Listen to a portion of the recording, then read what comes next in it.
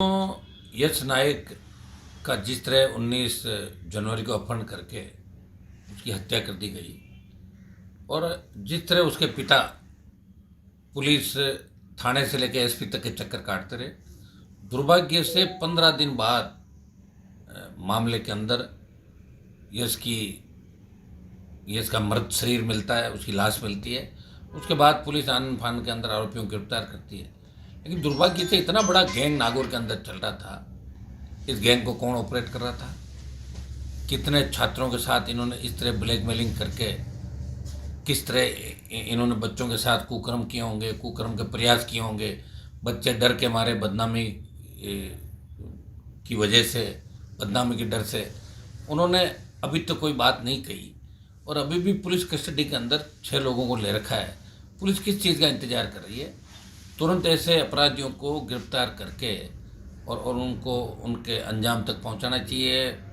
आपको पता है कि आज देश के अंदर जो हालात बन रहे हैं, प्रदेश के अंदर हालात बन रहे हैं, अबोध बच्चे, हमारे सबके बच्चे जो स्कूल जाते हैं और इस तरह की घटनाएं, इस तरह के बड़े गिरोह अगर इसके अंदर शामिल हैं तो इन गिरोह का भंडाफोड़ कैसे कोई बता रहा था कि ये गिरोह बहुत बड़ा गिरोह है और जिस सेंट पॉल स्कूल के अंदर ये बच्चा पढ़ता था उस स्कूल के कुछ लोग भी संदिग्ध है उस गिरोह के अंदर शामिल हो सकते हैं। उसकी भी उच्च स्तरीय जांच होनी चाहिए।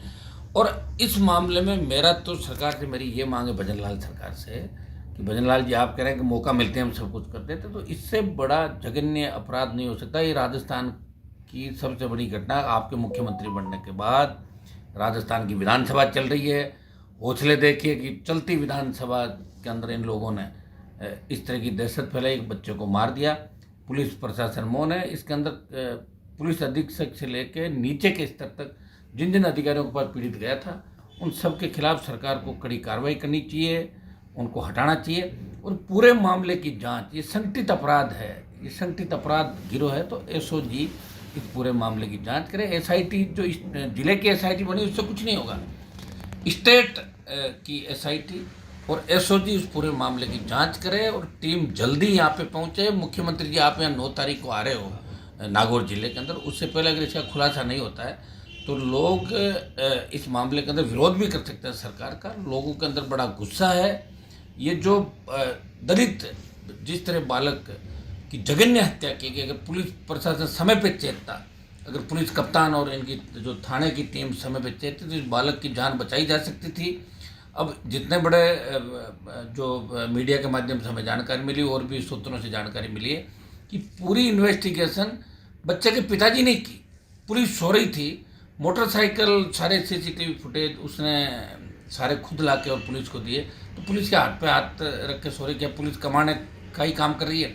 अभी जो डोडा पोस्ट पकड़ा गया था आपका, जिसके अंदर इनाम रखा आपने, डोडा बहुत बड़ी तादाद के अंदर करोड़, 5 करोड़ का जो डोडा पकड़ा था आपने चुनाव के दिन, उसमें बड़ा लेन देन पुलिस ने कर लिया। आरोपी की बात तो ये करें कि कौन आरोपी, अभी तक उस आरोपी का नाम भी आपने नहीं बताया, किस पे इनाम घोषित किया। जिस तरह डंपर चोरी के मामले डीडोना और नागौर जिले के अंदर हो रहे हैं, 15 से ज़्यादा डंपर किसानों के चोरी हो गए, उनका जीपीएस उखाड़ के वो कितने टोल नाकों से होते हुए, थानों के सामने से होते हुए मेवात की बड़ी गैंग डंपर चोरी कर रही है। एक संत की मेड़ता क्षेत्र में हत्या हो जाती है।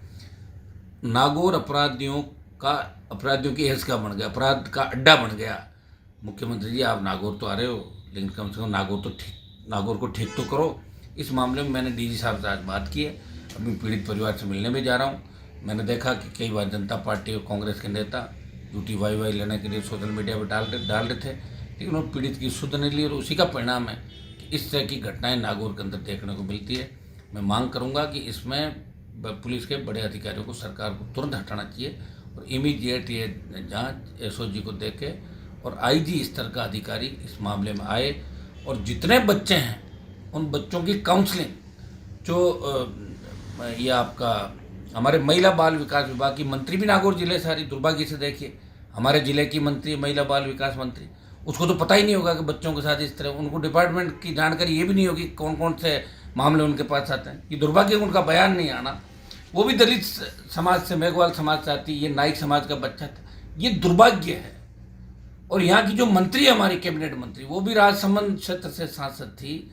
मैं उनसे भी बात करूंगा कि आपने भी कहीं न कहीं इस जिले के मेड़ता डेगाना से वोट लिए थे और वो लोग पुकार कर रहे हैं कि मंत्री जी अब आप उप मुख्यमंत्री बन गए राजस्थान की। तो यहाँ जो गरीबों की पीड़ा है, दलितों की पीड़ा है, किसानों की पीड़ा और मासूमों की पीड़ा, मासूम जिस तरह करा रहा है, अभी 40 बच्चे जो किस भय के अंदर जी रहे हैं, उनकी काउंसलिंग होनी चाहिए। उनकी काउंसलिंग आपका विभाग करे। अब मंत्री जी आपसे जवाब मांग रही, जेल की जनता ने आपको वोट दिया, आपको जिताया, आप 5 साल जेल नहीं आई फिर भी जिता दिया, लेकिन अब जवाब मांग रहा है कि आप यहाँ दौरे कर रही हो, घूम रही हो बार बार, आपको पता नहीं इतनी बड़ी घटना हो गई। तो ये मुख्यमंत्री जी की सरकार की संवेदनशीलता नहीं है, ये संवेदनहीनता है। सीएम नो को आ रहे हैं, इससे पहले इस पूरे मामले के अंदर उच्च स्तरीय जांच होनी चाहिए। राष्ट्रीय लोकतांत्रिक पार्टी इस मामले को लेके आगे की विवेचना तैयार करेगी कि हमें इस मामले को लेकर क्या करना है। मैं खुद कल डीजीपी से मिलूंगा। 8 तारीख को राजस्थान की विधानसभा के अंदर इस मामले को उठाएंगे।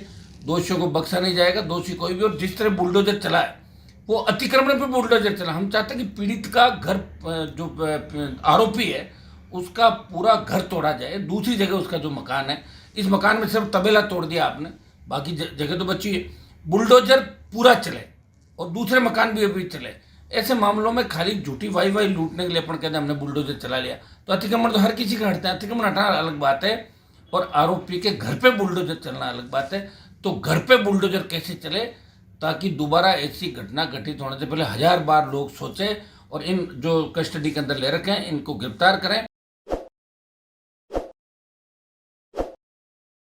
ताज़ा खबरों के लिए विजिट करें द फैक्ट इंडिया की वेबसाइट और डाउनलोड करें द फैक्ट इंडिया ऐप।